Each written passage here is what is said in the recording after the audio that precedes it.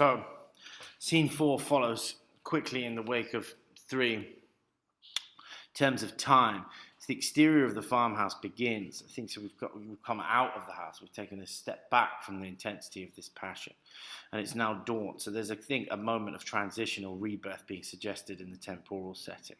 The front door at right is open and Abram comes out and walks from the gate. He's dressed in his working clothes. So his costume, again, I think, re-establishes his connection with the farm and perhaps signifies his willingness to re-establish a connection with nature. And he seems changed. His face wears a bold and confident expression. He is grinning to himself with evident satisfaction. So here, there's this huge sense, I think, perhaps of the vital sexual passion and the re-established connection to Ma through that Oedipal drive and through that sexual physicality with Abby that has actually revitalized him and given him the opportunity for reinvention and rebirth. As he gets near the gate, the window of the parlour is heard opening and the shutters are flung back and Abby sticks her head out. Her hair tumbles over her shoulders in disarray. Her face is flushed. She looks at Abram with tender, languorous eyes and calls softly. Now, obviously, this is supposed to be a moment of the aftermath of passionate love. But this is obviously the moment where the child is conceived. And so all of this sexual suggestiveness is supposed to foreshadow, I think, the birth of the child and perhaps its grim, tragic fate, particularly when we go back to the previous scene where there's this fierce, bruising kiss that begins their kind of sexual coming together. Abby is flirtatious and playful. She turns playfully, just one more kiss before you go, and then laughingly says, "There, that's enough, ain't it? You won't have none left for next time." So there's this sense of joy and happiness that's re-established, because for all of the intense sort of attraction so far on the play, there's been very little happiness and joy on their part. Abby then says, "I've got a million of them left for you," and becomes a bit anxious. "Do you really love me, Abram?" And then he is emphatic. "I like you better than any girl I ever know. That's gospel."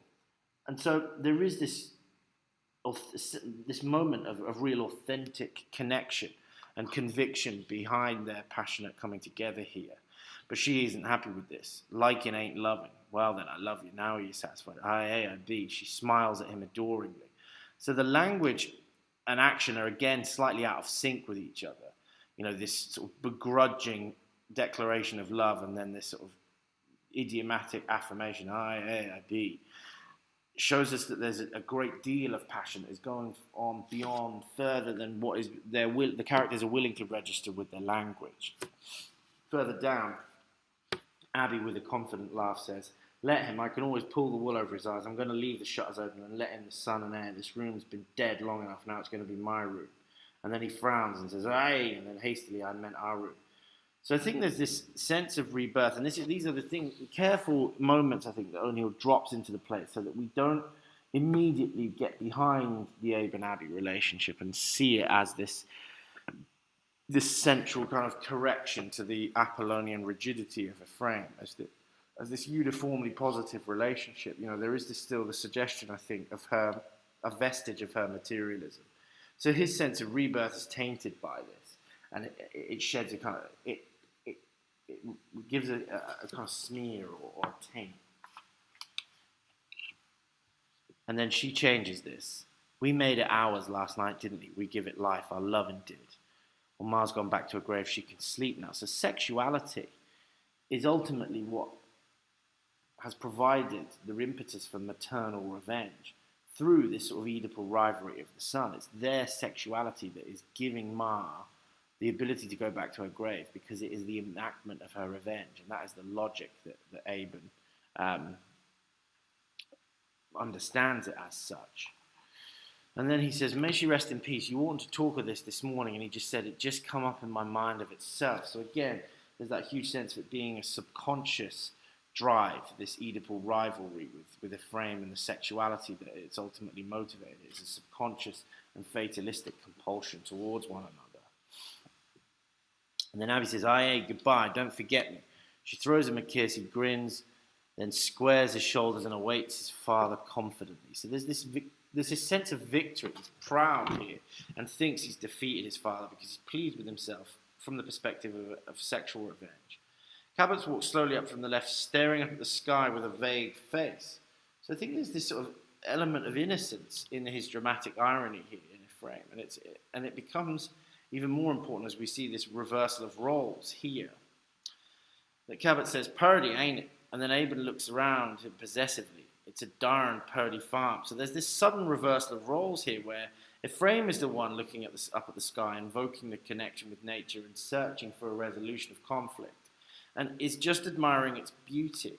And it's Aben that's looking around possessively. So there's this enormous, significant, dramatic irony here that shows us a kind of role reverse. And then again, I think, prepares us for the fact that even though Aben is on the right side of the forces beyond his control, he's not going to get away kind of scot-free with the limitations that he's inherited from his father. He can't see the full nature of reality, the Dionysian beneath the surface, in the same way that his father can't. He just happens to be in touch with it. Aben grins and says, "How do you know? Them eyes of yours can't see." And so this vision motif builds on this dramatic irony that, of course, Ephraim can't see. But this particular moment is ironic as he is not sort of long-sighted here in any sense either. So the thing that he's criticizing Ephraim for, he's actually undergoing this himself by being materialistic. So there's an enormous type of irony going on here. And then Aben says, in response to Cabot, suspiciously, "What's come over you? Maybe it's just as well. What's come over me? Didn't you feel a passing going back to her grave? Who? Ma." So he says this, invokes this sense of it being a supernatural force. And he then sort of offers some kind of reconciliation to him, but it's because he is aware that he has this sexual rivalry with him that he's succeeding in that. And Cabot says, "I rested, I slept good, down with the cows, that's how to sleep, they're teaching me." So here's his short-sightedness and his lack of understanding, because he thinks that there's something positive going on. He hasn't noticed this sort of Dionysian supernatural force beyond his control. He hasn't picked up on it. And so there's that false connection being invoked again between him and the animals. In the final dialogues, that Oedipal rivalry, I think, is portrayed through the animal imagery that's used. And Cabot says, "Good for the cows. Well, you better get to work. Are you bossing me, you calf?" "Aye, I'm bossing you."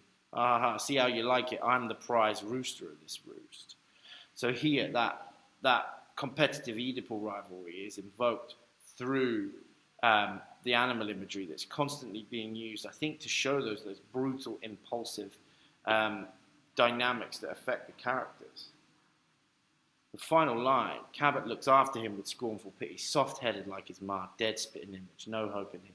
He spits with contemptuous disgust. Again, another sign of his connection with the sun. It's a born fool. Then, matter-of-factly, "Well, I'm getting peckish." Goes towards the door. There's a huge amount of dramatic irony in that curtain line.